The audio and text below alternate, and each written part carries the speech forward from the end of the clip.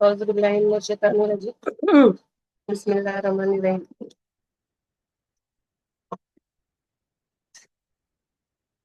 تین سیریز کو کنٹینیو کرتے ہیں اور آج ہم سمجھنے کی کوشش کرتے ہیں حدیث جبرائیل سے اللہ کی مرضی کیا ہے۔ قرآن میں سورہ فاتحہ کا جو مقام ہے، تمام حدیث میں حدیث جبرائیل کا مقام ہے۔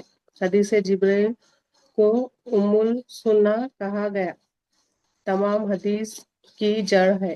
یہ حدیث جبرائیل کا واقعہ کیسا ہوا؟ نبی کریم صلی اللہ علیہ وسلم کے پردہ فرمانے سے کچھ عرصہ پہلے حدیث جبرائیل نازل ہوئی، قرآن نازل ہوتے رہی، حدیث نازل ہوتے رہی، اور دین کو سمیٹ کر اللہ تعالیٰ نبی کریم صلی اللہ علیہ وسلم دین کو سمیٹ کر ایک سمری بتا دی۔ دین کیا ہے؟ اتنا احکامات نازل ہو گیا، اتنے حدیث نازل ہو گئے تو سب کو سمیٹ کر ایک سمری بتا دی۔ حضرت عمر فاروق رضی اللہ تعالی عنہ اس حدیث کو روایت کرتے ہیں، ہم نبی کریم صلی اللہ علیہ وسلم کے محفل میں بیٹھے ہوئے تھے، اچانک ایک شخص آیا، اس کا حلیہ بھی بیان کرے۔ اس کے کالے گھنے بال ہیں، لباس اس کا سفید ہے، مسافر بھی نہیں ہے اور مدینے کے رہنے والے بھی نہیں ہے۔ وہ شخص آیا، صحابہ اکرام کے بیچ میں سے آتے ہوئے نبی کریم صلی اللہ علیہ وسلم کے پاس پہنچا اور ادب کے ساتھ دو زانو ہو کر بیٹھ گیا اور نبی کریم صلی اللہ علیہ وسلم کے گھٹنے مبارک کو گھٹنے لگا کر بیٹھ گیا اور اپنے دو ہاتھ اس نے اپنے پیروں پر رکھ لیا۔ سوال کرتا ہے، یا محمد صلی اللہ علیہ وسلم، اسلام کیا ہے؟ نبی کریم صلی اللہ علیہ وسلم ارشاد فرمائے، تو یہ گواہی دے اللہ تعالیٰ کے سوا کوئی معبود نہیں، نبی کریم محمد صلی اللہ علیہ وسلم اللہ کے رسول ہیں، نماز قائم کر، زکوٰۃ دے اور رمضان کے روزے رکھ، اگر اللہ تعالیٰ استطاعت دیے تو بیت اللہ کا حج کر۔ اس نے کہا، صدقتا یا رسول اللہ صلی اللہ علیہ وسلم۔ حضرت عمر فاروق رضی اللہ تعالیٰ عنہ تعجب ہوئے، ایک شخص اچانک آیا، سوال کیا، جواب ملنے پر تصدیق کر رہا ہے۔ اگر اس کو جواب پتا تھا تو سوال کیوں کیا؟ تعجب میں ہے، یہ آیا کہاں سے؟ سوال کر رہا ہے، جواب دینے پر تصدیق بھی کر رہا ہے۔ تعجب میں ہے صحابہ۔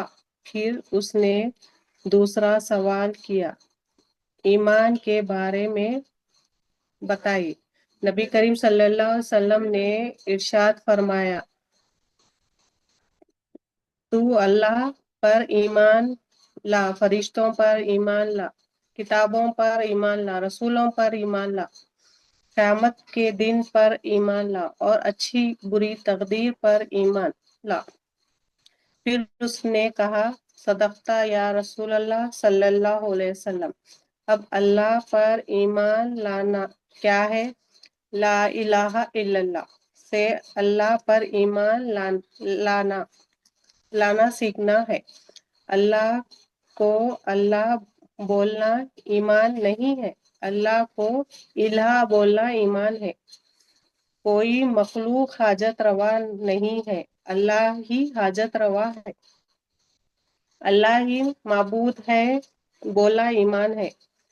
فرشتوں پر ایمان لانا، کتابوں پر ایمان لانا، رسولوں پر ایمان لانا، قیامت کے دن پر ایمان لانا اور اچھی بری تقدیر پر ایمان لانا۔ تو یہ بتایا تو اس نے کہا صدقتا، آپ نے سچ فرمایا۔ صحابہ اکرام تعجب میں ہے کہ یہ سوال بھی کر رہا اور جواب پہ تصدیق بھی کر رہا۔ تو اس نے تیسرا سوال کیا، احسان کے بارے میں بتائے۔ نبی کریم صلی اللہ علیہ وسلم نے ارشاد فرمایا، تو اللہ کی عبادت ایسی کر گویا تو اللہ کو دیکھ رہا ہے۔ اگر یہ نہیں کر سکتا تو یقین رکھ کہ اللہ تعالیٰ تجھے دیکھ رہے ہیں، دیکھنا یا دکھنا۔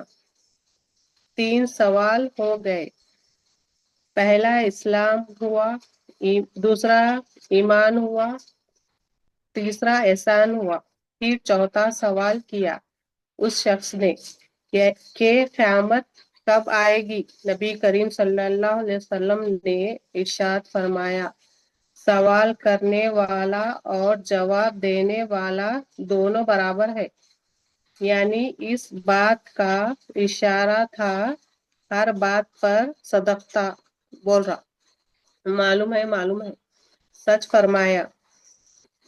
فرمایا۔ یہاں پر کیا ہے تمہیں پتا ہے، اس بارے میں مجھے بھی پتا ہے، مگر یہ بات کرنے کی ضرورت نہیں ہے۔ اس سوال کے یہاں ضرورت نہیں ہے۔ پھر اس نے کہا، اب آپ قیامت کی نشانیاں بتائیے۔ نبی کریم صلی اللہ علیہ وسلم نے ارشاد فرمایا، لونڈیاں اپنے آقا کو جلے گی، نوکرانی اپنے ملکہ کو جلے گی، برہنے پیر، ننگے بدن، مفلس چہرے، اونچی عمارت بنا کر فخر کریں گے۔ لونڈی اپنی آقا کو جلے گی، مطلب اولاد ماں باپ کی نافرمان ہوگی۔ نوکرانی اپنے ملکہ کو جلے گی، یعنی بیٹا ہو یا بیٹی ہو، اپنے ماں کے ساتھ نوکرانی والا سلوک کرے گی۔ قیامت کی نشانیاں ہے۔ پھر وہ شخص چلا گیا۔ حضرت عمر فاروق رضی اللہ تعالیٰ عنہ کھڑے ہو گئے اور تعجب میں ہے کیا ہوا، اور صحابہ اکرام بھی تعجب میں ہے۔ نبی کریم صلی اللہ علیہ وسلم نے ارشاد فرمایا، اے عمر، تم جانتے ہو یہ شخص کون تھا؟ صحابہ نے کہا، اللہ کے رسول بہتر جانتے ہیں۔ نہ اس کو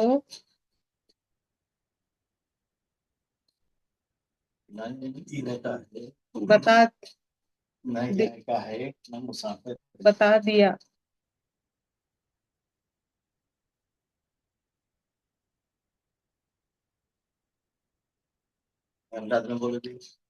تو یہ پوری سمری بتا دی پردہ فرمانے سے پہلے۔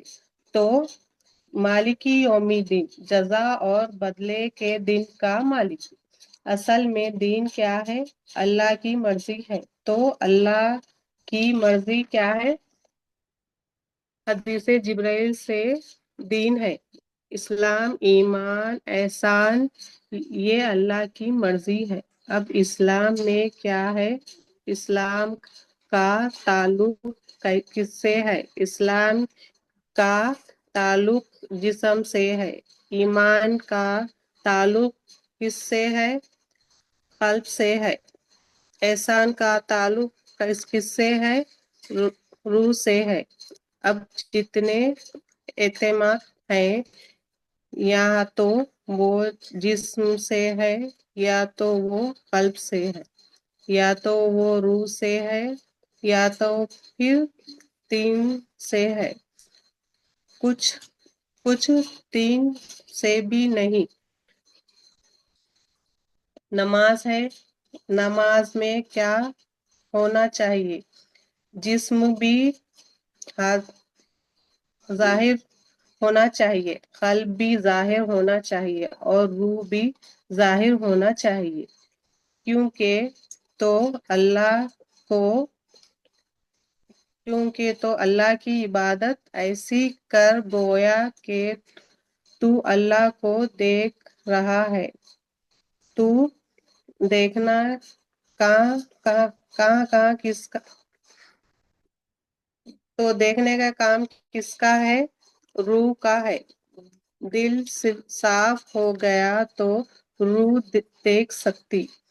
ہمارے آنکھوں میں دیکھنے کی صلاحیت ہے، اندھیرا کر دیا تو کچھ بھی نہیں دکھتا، مگر دیکھتے رہتا، مگر اس کو کچھ بھی نہیں دکھتا۔ جب دل میں نور ایمان آئے گا تو روح دیکھنے والی بن جائے گی، کیونکہ روح کا کام دیکھنا ہے، تو وہ نماز میں دیکھے گا کہ اللہ ہی حاجت روا ہے۔ جھکنا کس کے سامنے؟ اللہ کے سامنے۔ میں حاضر ہوں مولا جیسا دیکھنا چاہ رہے ویسا دکھ رہا، مولا اس کو فقیر دیکھنا چاہ رہے تو فقیر دکھ رہا، مجبور دکھنا چاہ رہے تو مجبور دکھ رہا، محتاج دیکھنا چاہ رہے تو محتاج دکھ رہا۔ تو نماز میں یہ 3 چیزیں دکھنا، تو یہ پوری دین کی تحت نماز ہے۔ اسی سے میں اپنے بات کو ختم کرتی ہوں۔ جو کچھ بھی سنا گیا کہا گیا، اللہ تعالیٰ اس سے عمل کی توفیق عطا فرمائے، آمین ثم آمین۔